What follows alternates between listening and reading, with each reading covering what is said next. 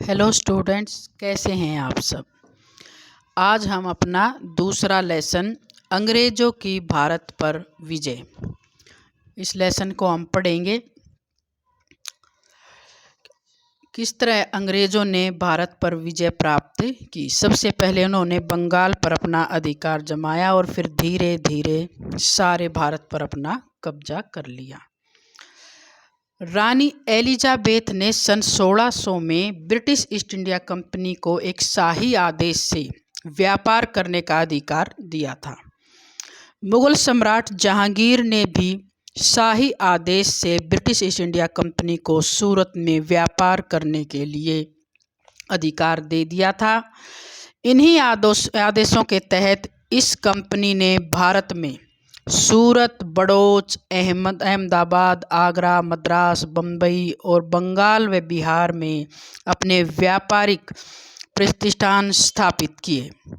British east India company एक स्वतंत्र व्यापारिक कंपनी थी तथा सरकारी नियंत्रण से मुक्त थी। इस कंपनी के अधिकारी व कर्मचारी उत्साही व साहसी थे। इसीलिए इस कंपनी ने भारत में व्यापार के साथ साथ राजनीतिक सत्ता स्थापित करने की सोची। बच्चों, हम ये जानते हैं कि 1600 ईस्वी में ब्रिटिश ईस्ट इंडिया कंपनी सिर्फ व्यापार करने के लिए भारत में आई थी, लेकिन भारत की जो स्थिति थी कि आपस में उनमें फूट पड़ी रहती थी। एक दूसरे राजा दूसरे को नीचा दिखाने की कोशिश करते रहते थे। इसी चीज़ का फ़ायदा उठाकर अंग्रेज़ों ने भारत में राजनीतिक सत्ता स्थापित करने की सोची। 1750 के दशक में मुगल साम्राज्य के कमज़ोर होने से ईस्ट इंडिया कंपनी को राजनीतिक प्रवेश और आर्थिक मजबूती में आगे बढ़ने का अवसर मिला। कंपनी को इस उद्देश्य में सफल होने के लिए अपनी शक्ति को श्रेष्ठ बनाना भी जरूरी था। इसी प्रकार भारत में ब्रिटिश ईस्ट इंडिया कंपनी ने अन्य यूरोपीय व्यापारिक कंपनियों जैसे कि पुर्तगाली, डच, इन सब को हरा के भारत में विस्तार करने का अपना रास्ता खोल दिया। 1757 ईस्वी से 1765 ईस्वी तक बंगाल का इतिहास नवाब से अंग्रेज़ों को राजनीतिक सत्ता परिवर्तन का इतिहास माना जाता है।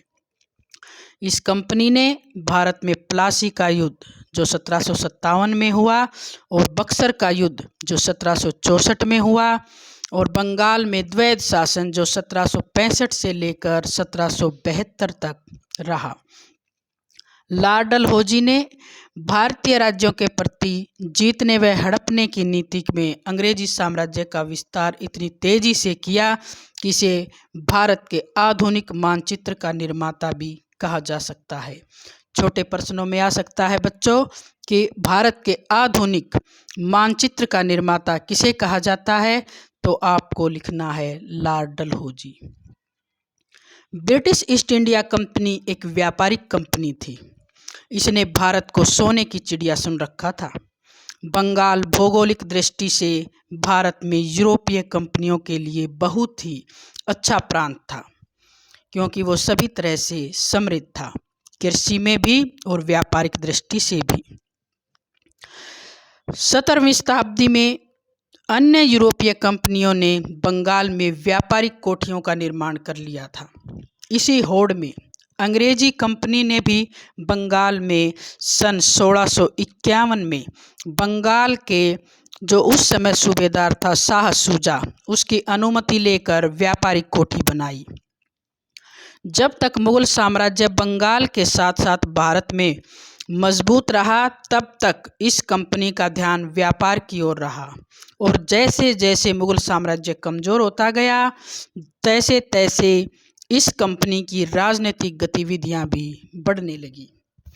इस कंपनी ने मुगल शासक फर्रुखशियर से बिना कर चुकाए बंगाल में अपने सामान को खरीदने और बेचने की अनुमति लेने में सफल हुए, क्योंकि जो ये फर्रुखशियर शासक था ये बीमार पड़ गया था और इसका इलाज भारत के किसी भी वैद्य के पास नहीं था। तब अंग्रेज़ों ने जो ब्रिटिश से डॉक्टर आया हुआ था, उससे इसका इलाज करवाया और इसी चीज़ का फ़ायदा उठाकर खुश होकर फ़र्रुखसियर ने ये कह दिया कि तुम बिना कर दिए ही अपने व्यापार कर सकते हो। 1741 ईस्वी में बिहार के नायब सूबेदार अलीवर्दी खां ने अपने आप को बंगाल का नवाब घोषित कर दिया। यह स्वयं योग्य और कुशल शासक था। इसने अंग्रेज़ों द्वारा बंगाल में मुगलों से प्राप्त सुविधाओं को मरते दम तक विरोध किया। सूबेदार अलीवर्दी खां ये चाहते थे कि अंग्रेज़ों को बिना कर दिए व्यापार करने की अनुमति न मिले। अप्रैल 1556 ईस्वी में अलीवर्दी खां की मृत्यु हो गई। इसके बाद इसका दोहता यानी कि इसकी बेटी का बेटा सिराजुद्दौला गद्दी पर बैठा। इस समय अंग्रेज़ों के अधीन कलकत्ता का किला और कासिम बाजार की एक कोठी थी। अब अंग्रेज़ों ने बंगाल में अपनी शक्ति बढ़ाना शुरू कर दिया। अंग्रेज़ों के इस अभियान को रोकने के लिए सिराजुद्दौला ने 15 जून 1756 को फोर्ट विलियम नामक किले की घेराबंदी कर ली। 5 दिन बाद अंग्रेज़ों ने आत्मसमर्पण कर दिया। इससे कंपनी के गवर्नर रॉजर ड्रेक आदि निकलकर भागे और सिराजुद्दौला ने 146 अंग्रेज़ बंदी बना लिए, जिसमें स्त्री एवं बच्चे भी थे। उनको एक छोटे से कमरे में, उस कमरे का आकार लगभग 18 फुट लंबा और 14 फुट चौड़ा था, उन सब को 146 के 46 को कमरे में बंद करवा दिया और अगले दिन इनमें से केवल 23 ही बचे। शायद गर्मी, घुटन या एक दूसरे के द्वारा कुचले जाने के कारण मर गए होंगे। इस घटना को इतिहास में ब्लैक होल के नाम से जाना जाता है, जिसके कारण इन दोनों में शत्रुता बढ़ी और प्लासी के युद्ध के रूप में सामने आई। 23 जून 1757 ईस्वी में इस युद्ध से ब्रिटिश ईस्ट इंडिया कंपनी द्वारा बंगाल को अपने अधीन करने की प्रक्रिया की शुरुआत माना जाता है। इस युद्ध के लिए अब क्लाइव ने षड्यंत्र और युद्ध के बहाने तलाश करने शुरू कर दिए। प्लासी के युद्ध के कारण सिराजुद्दौला बंगाल का नवाब बना। इसके समय ऐसी घटनाएं घटी जिससे अंग्रेज़ों ने अपना शत्रु इसे मान लिया। क्या कारण थे? पहला है उत्तराधिकार संबंधी षड्यंत्र। अलीवर्दी खां के कोई पुत्र नहीं था, 3 पुत्रियां थीं। इन पुत्रियों का विवाह अपने तीनों भतीजों, जो ढाका, पूर्णिया और पटना के शासक थे, उसने कर रखा था। इसने अपने जीवन काल में अपना उत्तराधिकारी अपनी सबसे छोटी पुत्री का लड़का, जो उसका दोहता था, सिराजुद्दौला को गोद लेकर घोषित कर दिया। सिराजुद्दौला के उत्तराधिकारी के रूप में अलीवर्दी खां की बड़ी बेटी घसीटी बेगम और जो दूसरे दोहता था शौकत जंग ने इसे मानने से इनकार कर दिया। उन्होंने कहा कि मैं भी तो आपका दोहता हूँ, मैं भी तो आपकी बेटी का बेटा हूँ, आप मेरे नाना हैं, तो सिराजुद्दौला अगर नवाब बन सकता है तो मैं क्यों नहीं। इससे अंग्रेज़ों को सिराजुद्दौला के विरुद्ध कार्रवाई करने का अवसर भी मिल गया। दूसरा है, सिराजुद्दौला के दरबार में जगत सेठ, अमीर चंद तथा मीर जाफर आदि अन्य लोगों का एक शक्तिशाली गुट था, जिसका लाभ अंग्रेज़ों ने उठाया और प्लासी के युद्ध का कारण बना, क्योंकि सिराजुद्दौला के साथ जो उसका मीर जाफर सेनापति था, उसी ने उसको धोखा दे दिया था। तीसरा है, नवाब के एक सेनापति मीर जाफर ने षड्यंत्र के कारण क्लाइव को पत्र द्वारा सिराजुद्दौला पर आक्रमण करने का न्योता दिया। विश्वासघाती राय दुर्लभ राय ने नवाब के विरुद्ध षड्यंत्र के अंतर्गत समय पर सहायता नहीं की, क्योंकि अंग्रेज़ों ने इसे और इसके पुत्र कृष्ण वल्लभ को कलकत्ता में शरण दी थी। अगला है, नवाब की आज्ञा के बिना अंग्रेज़ों द्वारा कलकत्ता की किलेबंदी करना। अगला है, मुगल सम्राट फ़रुखशियर ने कंपनी को 3,000 रुपये वार्षिक कर देने के बदले में बंगाल, बिहार व उड़ीसा में निःशुल्क व्यापार का अधिकार दे दिया, लेकिन कंपनी के कर्मचारियों ने इसका दुरुपयोग कर कंपनी के साथ साथ अपना माल भी बिना कर लिए ही ले जाने लगे। अगला है नवाब द्वारा कासिम बाजार की कोठी पर 4 जून 1756 ईस्वी को अधिकार करना। अगला कारण है नवाब द्वारा 20 जून 1756 ईस्वी को कलकत्ता की कोठी व फोर्ट विलियम पर अधिकार करना। 9वां कारण है ब्लैक होल या काल कोठरी की दुर्घटना भी नवाब व अंग्रेजों के संबंध बिगाड़ने में सहायक रही। अगला है तात्कालिक कारण, क्लाइव ने नवाब पर अली नगर की संधि को पूरा करने का आरोप लगाया है। इस संधि के अंतर्गत नवाब सिराजुद्दौला व अंग्रेजों के बीच 9 फरवरी 1757 ईस्वी को एक संधि हुई। इसमें मुख्य शर्त यह थी कि नवाब अंग्रेजों को पुरानी व्यापारिक सुविधाएं लौटाएगा व भारी राशि हर्जाने में देगा। दूसरा आरोप नवाब द्वारा फ्रांसीसियों तथा डचों से मिलकर अंग्रेजों के विरुद्ध षड्यंत्र रचना। तो ये तो कारण थे प्लासी के युद्ध के जो कारण थे। अब है इसकी घटना कि किस तरह से ये प्लासी की लड़ाई लड़ी। वैसे तो ये लड़ाई नाम की ही लड़ाई है, क्योंकि इसमें सही रूप से तो लड़ाई लड़ी ही नहीं गई। जो मीर कासिम था सिराजुद्दौला का जो सेनापति था, तो वो अंग्रेज़ों के साथ मिल गया था मीर जाफ़र। इसीलिए इस लड़ाई को न कर केवल ये एक षड्यंत्र ही था। ये बगैर लड़े ही ये लड़ाई मानी गई, प्लासी की लड़ाई। क्योंकि जब अंग्रेज़ों की सेना सामने खड़ी थी और सिराजुद्दौला की सेना, तो आपस में उनका कोई युद्ध नहीं हुआ, नाम मात्र ही उसमें लोग मारे गए, क्योंकि ये एक तरह से षड्यंत्र था। तो अब देखते हैं इसी कैसे घटना घटी। ये 12 जून 1757 ईस्वी को क्लाइव ने सेना सहित मुर्शिदाबाद की ओर कूच किया, जो 23 जून 1757 ईस्वी को मुर्शिदाबाद के दक्षिण में 22 मील लगभग 35 किलोमीटर दूर प्लासी गांव नामक स्थान पर नवाब की सेना के आमने सामने डटी। नवाब की सेना में लगभग 50,000 सैनिक थे, जिसका नेतृत्व विश्वासघाती सेनापति मीर जाफ़र ने किया। युद्ध शुरू हुआ। इसमें मीर जाफ़र व राय दुर्लभ के नेतृत्व वाली नवाब की ज़्यादातर सेना ने युद्ध में भाग ही नहीं लिया। नवाब की आगे की टुकड़ी के नेता मीर मदान व मोहन लाल की बहादुरी व वफादारी भी युद्ध क्षेत्र में काम न आ सकी। आखिरकार नवाब को युद्ध क्षेत्र से भागना पड़ा और ऐसा होने पर इसकी सेना भी तितर बितर हो गई। नवाब को मुर्शिदाबाद में बंदी बना लिया गया। उसके बाद मीर जाफ़र के पुत्र मीरन के आदेश से इसका वध कर दिया गया।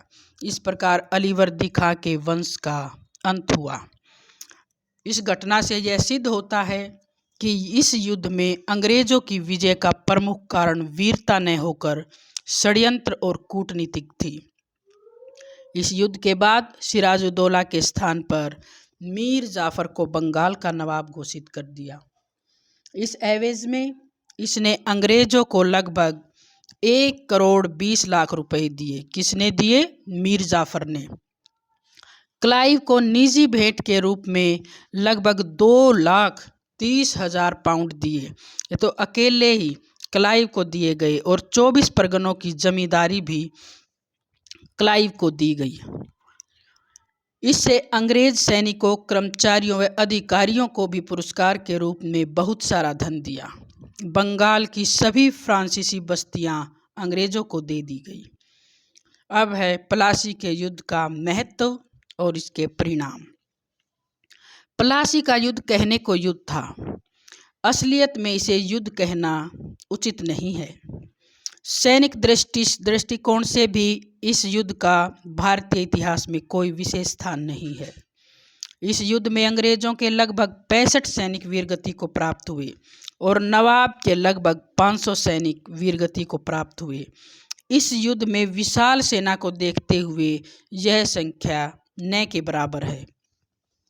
अनेक इतिहासकारों का ऐसा मानना है कि इस युद्ध में मीर जाफर, जगत सेठ और दुर्लभ राय ने नवाब को धोखा नहीं दिया होता और साथ दिया होता तो शायद इस युद्ध का परिणाम कुछ और ही होता।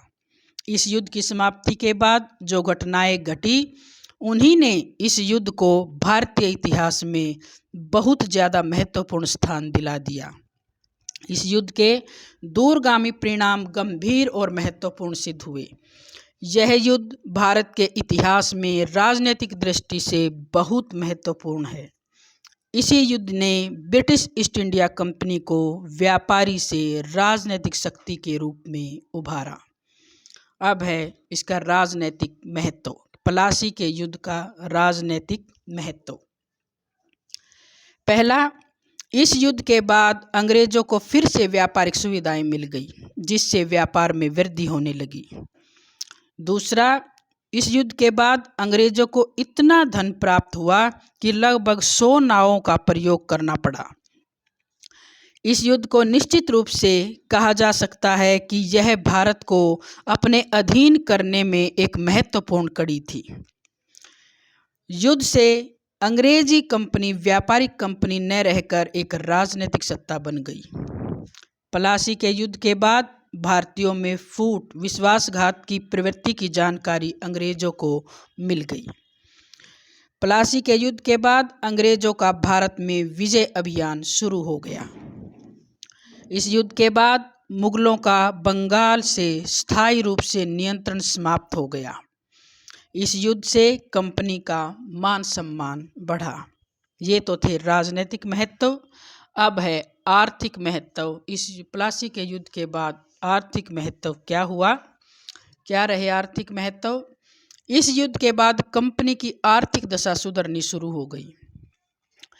कंपनी को बहुत सारा धन प्राप्त हुआ। अकेले क्लाइव को ही लगभग 30 लाख रुपए मिले। अंग्रेजों को बंगाल में कर मुक्त व्यापार करने की सुविधा मिली। कंपनी के सैनिकों को भी आर्थिक लाभ हुआ। युद्ध के बाद कंपनी के साधनों में भी बढ़ोतरी हुई। युद्ध के बाद कंपनी ने बंगाल में अपना टकसाल स्थापित कर लिया। टकसाल जो पैसे डालने की मशीन होती है, फैक्ट्री। इस युद्ध के बाद आर्थिक सफलता के कारण बाद के समय में अनेक युद्ध जीते गए।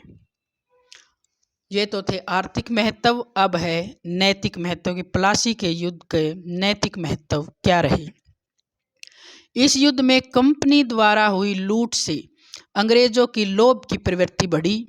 लोभ पूर्ण करने के लिए अंग्रेजों ने भारतीयों के साथ अमानुषिक कार्य भी करने शुरू कर दिए, उन पर अत्याचार करने शुरू कर दिए। इस युद्ध के बाद कंपनी में भ्रष्टाचार बढ़ा। प्लासी के युद्ध की समाप्ति पर अंग्रेजों का नैतिक पतन होना शुरू हो गया। यह कहा जा सकता है कि इस युद्ध ने भारत में अनेक क्रांतियों को जन्म दिया। इस युद्ध के बाद यह कंपनी फ्रांसीसी व डच कंपनियों को भारत में हराने में सफल हुई।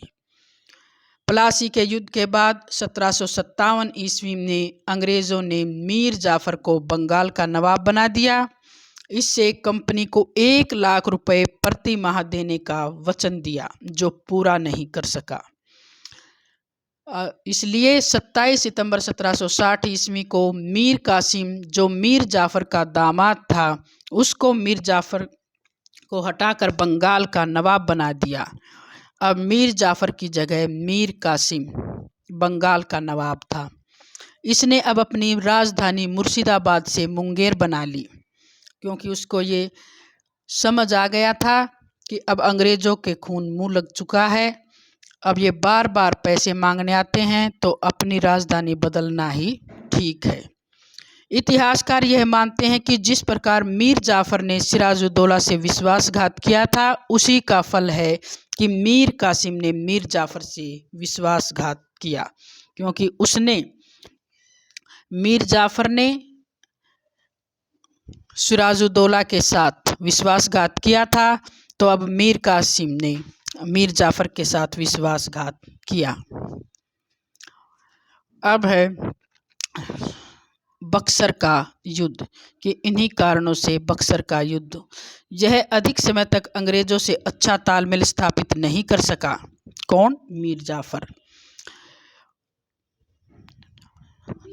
मीर कासिम अंग्रेजों के साथ ज़्यादा दिनों तक अच्छा तालमेल स्थापित नहीं कर सका, इसीलिए मजबूर होकर अंग्रेज़ों से बक्सर का युद्ध करना पड़ा और इस युद्ध में उसकी हार हुई और 7 जून 1777 को उसकी मृत्यु भी हो गई। तो ये तो था प्लासी का युद्ध। अब है इसके बाद बक्सर का युद्ध, जो कि दोनों ही क्वेश्चन इम्पोर्टेंट हैं, प्लासी का युद्ध भी और बक्सर का युद्ध भी। ये अच्छे से तैयार करना है बेटे आपको। जो बक्सर का युद्ध है उसके कारणों के बारे में बता रहे हैं कि कौन कौन से उसके कारण थे। जो प्लासी का युद्ध है लॉर्ड क्लाइव और सिराजुद्दौला के बीच हुआ, और जो बक्सर का युद्ध है वो 1764 ईस्वी में मीर कासिम जो बंगाल का नवाब और शुजाउद्दौला जो दिल्ली में बैठा हुआ मुगलों का बादशाह और हेक्टर मुनरो के बीच ये बक्सर का युद्ध हुआ 1764 ईस्वी में। तो इसी के कारण के बारे में हम आगे जानते हैं कि बक्सर का युद्ध किन कारणों से हुआ। मीर कासिम जो बंगाल का नवाब था, योग्य तथा शासकीय समस्याओं को सुलझाने में विशेष क्षमता रखता था। अंग्रेजों ने इसे इसलिए नवाब बनाया था कि यह कठपुतली बनकर रहेगा, लेकिन यह उनका भ्रम था। जब यह बिना अंग्रेजों की सहायता से बंगाल की सभी कठिनाइयों को एक एक करके दूर करने लगा, तो अंग्रेजों ने इसकी नियुक्ति को अपनी भूल माना। इसीलिए इसे हटाने के लिए अंग्रेज बहाने की तलाश में थे, जो बक्सर के युद्ध में उन्हें मिला।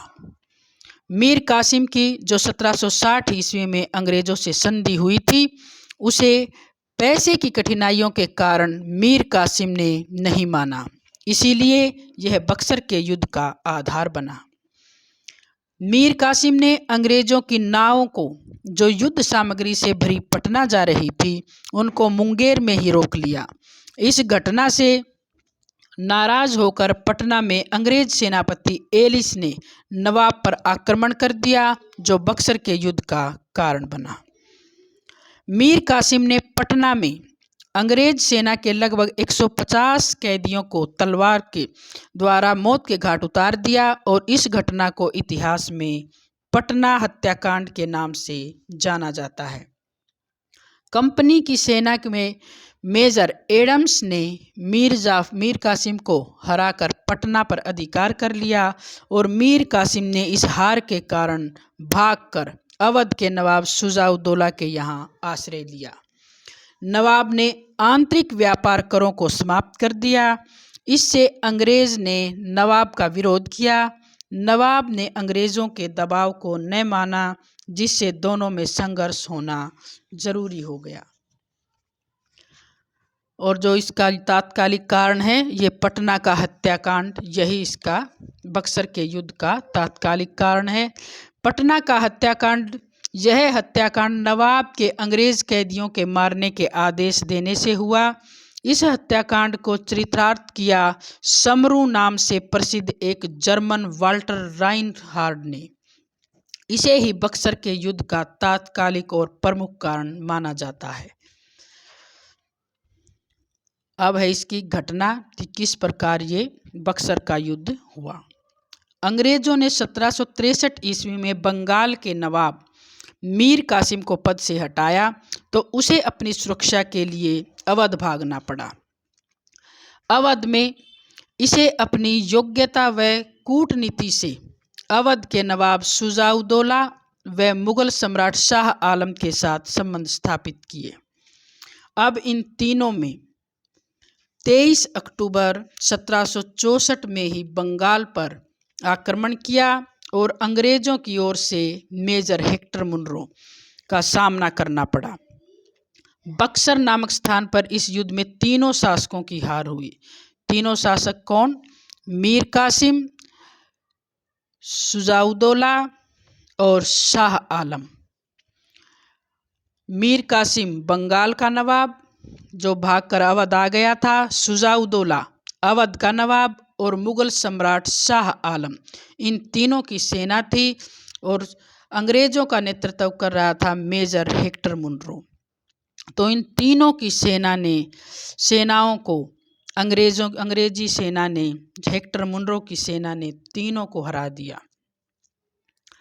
बक्सर नामक स्थान पर इस युद्ध में तीनों शासकों की हार हुई। तीनों की सेना में लगभग 50,000 सैनिक थे। वे कंपनी की सेना में लगभग 7,000 सैनिक थे। तीनों की सेना के युद्ध में लगभग 2,000 सैनिक घायल हुए या मरे, जबकि अंग्रेजी सेना के लगभग 900 सैनिक घायल हुए या मरे। इस युद्ध में मीर कासिम ने युद्ध के क्षेत्र से भागकर अपनी जान बचाई और अंततः दिल्ली के निकट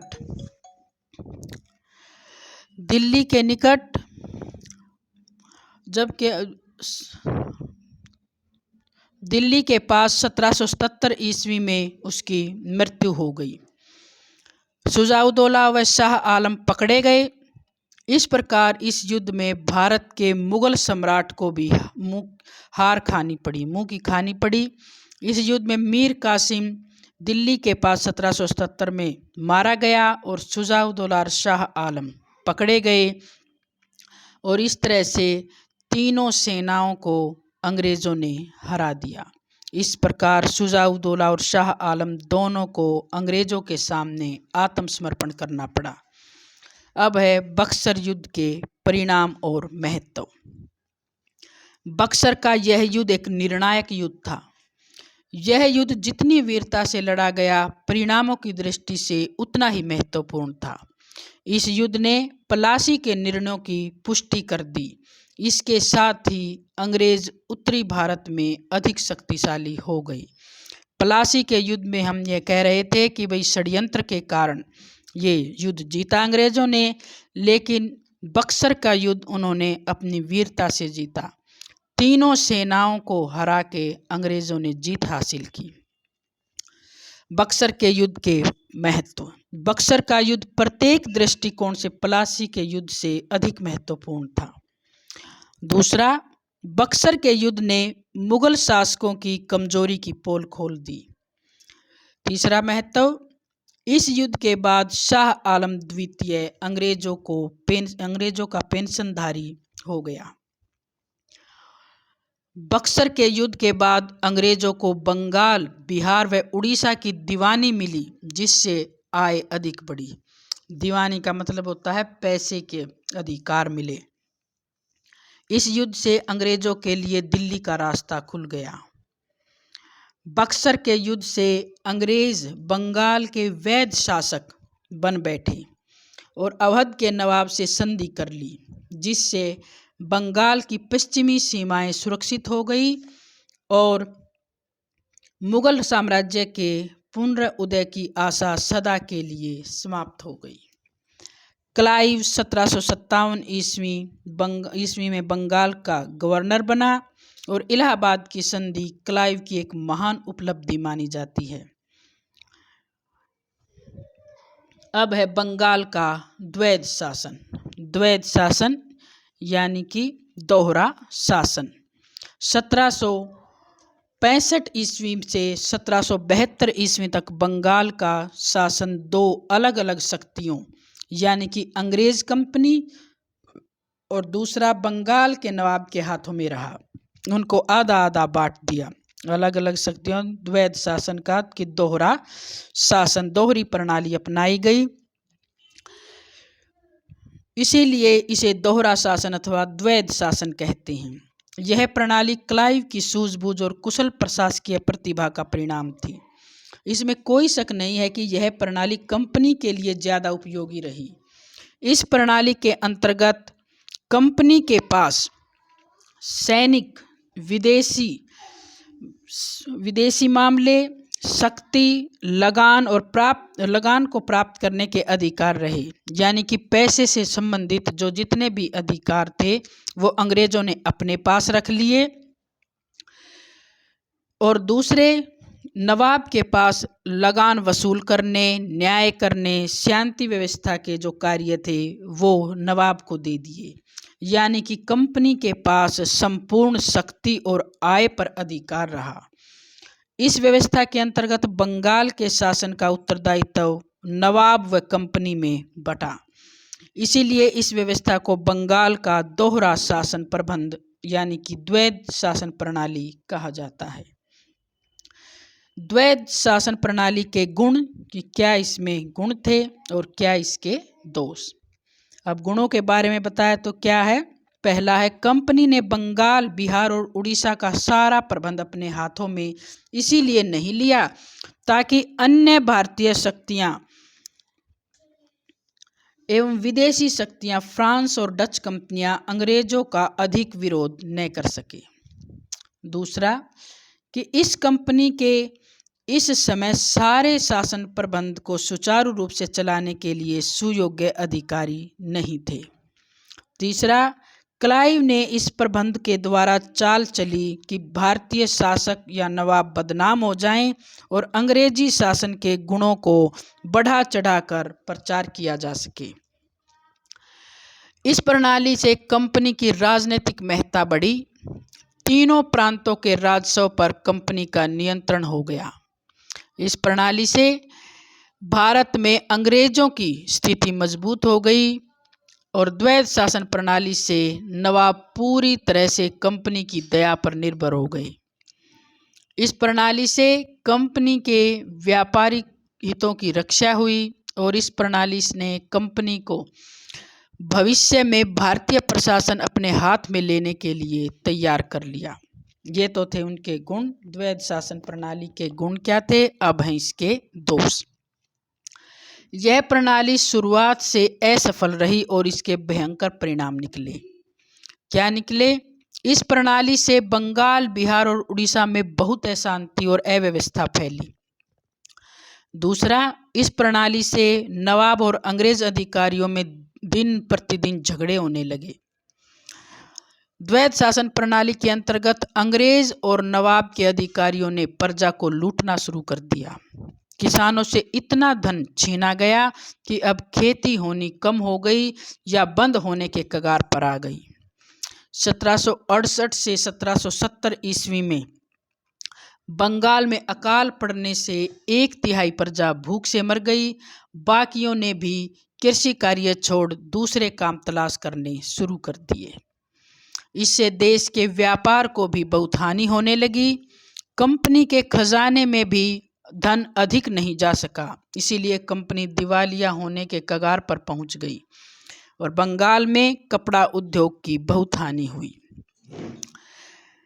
बंगाल, बिहार और उड़ीसा के सारे आंतरिक व्यापार पर कंपनी के कर्मचारियों का अधिकार स्थापित हो गया।